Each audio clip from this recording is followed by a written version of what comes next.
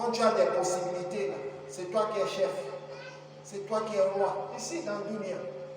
Mais le jour de Kiyama, ce n'est pas ça. C'est le jour de vérité. C'est la logique qui est là. Vrai jugement d'Allah. Et chacun rendra compte de ce qu'il a fait. Maintenant, après avoir dit cela, en quoi le souvenir lui sera-t-il utile? Il dira, hélas, que n'ai-je fait du bien pour ma vie future? Il se pose des questions. Qu'est-ce que j'ai fait pour ma vie future? Est-ce que je faisais le bien? Est-ce que je faisais ceci? Ça, c'est l'homme. Il devient pensif. Qu'est-ce que j'ai fait pour aujourd'hui là? Mais toi, dans la vie, tu as donné le temps seulement pour l'amour des richesses de ce monde. Toi, dans le dunya, tu as tout sacrifié pour l'amour de ce monde. Tu n'as rien emmené avec toi. Tu vas dire quoi? Alhamdulillah. Ceux qui se sont sacrifiés, ils ont accepté la pauvreté. Ils disent que c'est le bienfait d'Allah. Ils ont accepté les malheurs. Ils disent que c'est le bienfait d'Allah. Ils ont accepté le bonheur que le bon Dieu leur a donné. Ils n'étaient pas aussi des gens ingrats. Ça, c'est les bons gens que je parle, les gens de bien. Ceux qui ont fourni des efforts dans le dunya. Eux, là, ils seront contents. Parce qu'il dit, Allah, tu m'as donné la richesse, j'ai fait des sarakats. Tu m'as donné des possibilités, j'ai donné aussi aux autres. Je n'étais pas arrogant dans ma vie. Donc il a des raisons devant Allah pour avancer ses raisons. Ces gens-là seront contents.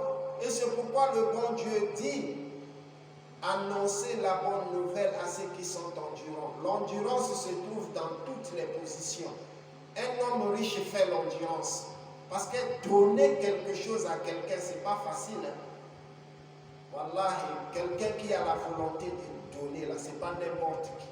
Si tu vois quelqu'un qui a l'argent, il enlève 100 000 francs dans 10 millions, il donne à quelqu'un, wallahi, sache que celui-là, il a quelque chose que tu n'as pas. Tout le monde ne donne pas. Tout le monde, wallahi, l'avare, c'est l'homme qui a 1 milliard. Mais quand tu lui parles l'affaire de 1 million, il est étonné. Tu me demandes 1 million, subhanallah.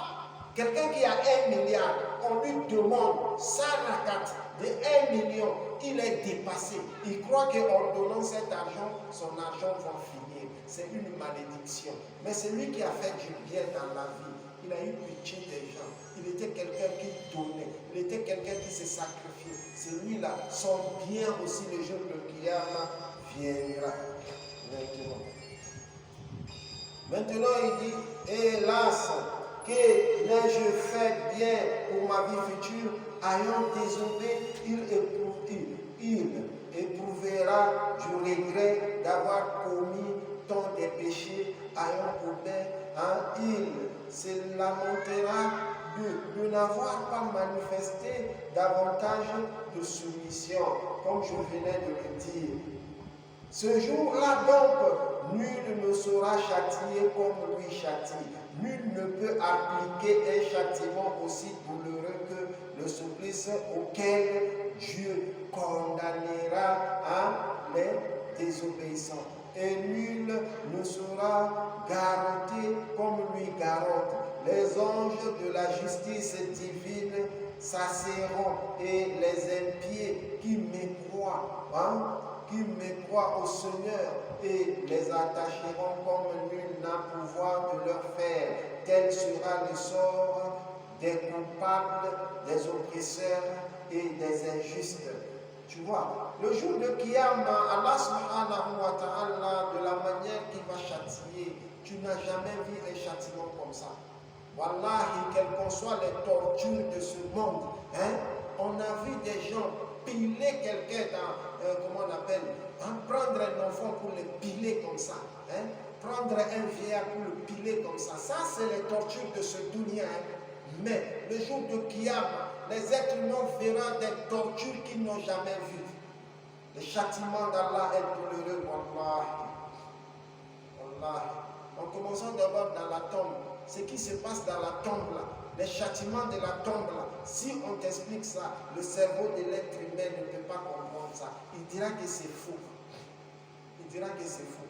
Mais sache que les supplices qui sont dans la tombe là, c'est petit par rapport à ce qui est dans Kiyama. Dans Kiyama, c'est encore terrible. Et c'est pourquoi Allah subhanahu wa ta'ala dit